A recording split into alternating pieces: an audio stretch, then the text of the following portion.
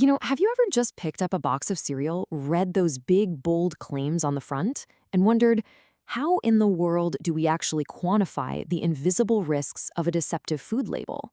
It's honestly a fascinating question, because when a brand slaps a health claim or a non-GMO badge on a package, or when they target an ad campaign directly at kids, they aren't just making a clever marketing choice. They're actually making a massive financial commitment, complete with some very real pending liabilities. Welcome to today's Explainer. We're jumping right into the SASB standards for the processed foods sector. Specifically, we're looking at the super strict metrics companies have to use to report on their product labeling and marketing risks. And what's so cool about this framework is that it absolutely proves that sustainability and ethical marketing issues are, at the end of the day, hard financial issues. They directly affect brand reputation, legal compliance, and, of course, consumer demand. Here's the roadmap for today's Explainer. First step, the power of the label. Second, accurate nutritional information. Third, the demand for GMO transparency. Fourth, advertising to children. And we'll wrap it up with number 5, measuring the financial risks. All right, part 1, the power of the label. So, the SASB processed food standard lays out exactly how investors are tracking a company's exposure to labeling and marketing risks. It gets way past the fluff and breaks things down into very specific quantitative metrics.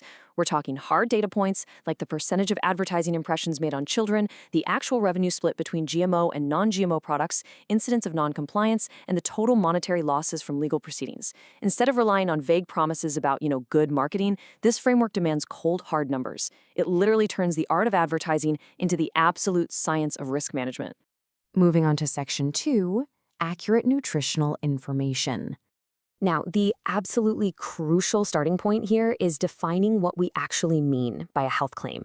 Under the SASB framework, a company has to track the exact revenue generated from products marketed specifically to promote health and nutrition attributes. And this isn't just a casual boast on a billboard. This refers to serious claims, like saying a product has no artificial sweeteners, or meeting incredibly strict jurisdictional laws, just to legally use words like low fat or diet. It also covers claims about beneficial nutrients, like being a good source of fiber.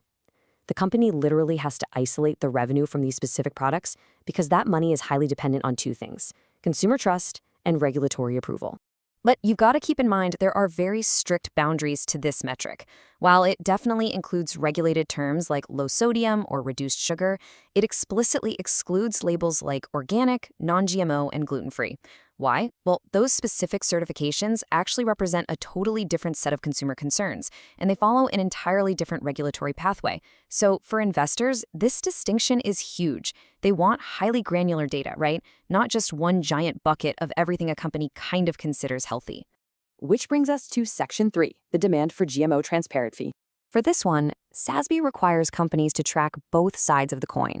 They need the revenue from products clearly labeled as containing genetically modified organisms and the revenue from products specifically labeled as non-GMO. By splitting these 2 revenue streams right down the middle, the company gives its investors a crystal clear picture of how shifting consumer demand for transparency is impacting the top line. I mean, think about it. If a massive chunk of your revenue is tied to GMO products in a market where consumers are suddenly demanding non-GMO alternatives, that's a huge strategic risk that the company has to manage immediately. Up next, section 4, advertising to children. Before a food brand can even start to measure its advertising impact, it has to define its target audience. And the SASB standards completely eliminate any ambiguity here. The rule is simple. If a jurisdiction has no specific legal definition, then children are defined as age 12 and under. Boom.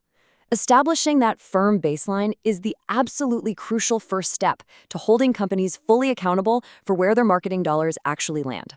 And here is where it gets really interesting. Companies don't just report how many total ads they ran. They have to quantify the percentage of their total advertising impressions that were seen by children. But it goes a step further. Of those impressions made on kids, what percentage promoted products that actually meet dietary guidelines for children? It's one thing to market to a 10-year-old, right? But it's an entirely different and much higher risk profile if you're pushing high-sugar, low-nutrient junk food at them. Investors desperately want to know exactly how big that specific slice of the pie really is. And let's be honest, keeping track of those impressions is incredibly complex in today's media landscape. A single impression spans your traditional television and radio commercials, sure, but it also dives deep into the digital world. We are talking about third-party websites, mobile apps, video games, and even interactive advert games that are literally built to feature a brand. The tracking even covers licensed characters and celebrity endorsements. The standard requires companies to estimate the expected share of kids in the audience across all these platforms, which leaves practically zero room for brands to hide their youth-focused marketing efforts. Finally, we arrive at Section 5, measuring the financial risks. This right here is the ultimate bottom-line risk. The SASB framework mandates that companies report the exact total monetary losses they incurred from legal proceedings over their marketing and labeling practices. We aren't talking about a rough estimate here. This is the actual hard dollar amount stripped directly from the company's value because they ran deceptive claims, misbranded a product, or just failed to meet nutritional marketing laws. To really understand where those massive losses come from, we have to look at the enforcement actions themselves. It usually starts with substantiated incidents of noncompliance, things like FDA warning letters or cease and desist orders. But from there, it can escalate quickly into civil penalties, judgments, and those incredibly embarrassing corrective advertising remedies, where a company literally has to pay out of pocket to run ads admitting they were wrong. And here is the real kicker. The reported monetary losses actually exclude legal defense fees. So the true financial damage to the brand, once you factor in paying an army of lawyers, is almost always far, far higher than the penalty itself. It just goes to show that compliance isn't just about corporate ethics, it's an absolute pillar of long-term financial viability. So that leaves us with one final, pretty provocative question to think about. Is your favorite food brand's marketing strategy their biggest asset, or is it actually a pending financial liability? The data standards we've explored today show exactly how razor-thin that line can be. Thank you so much for joining me for this explainer today. I guarantee the next time you walk down the cereal aisle and actually read a food label, you are going to be looking at it in a whole new light.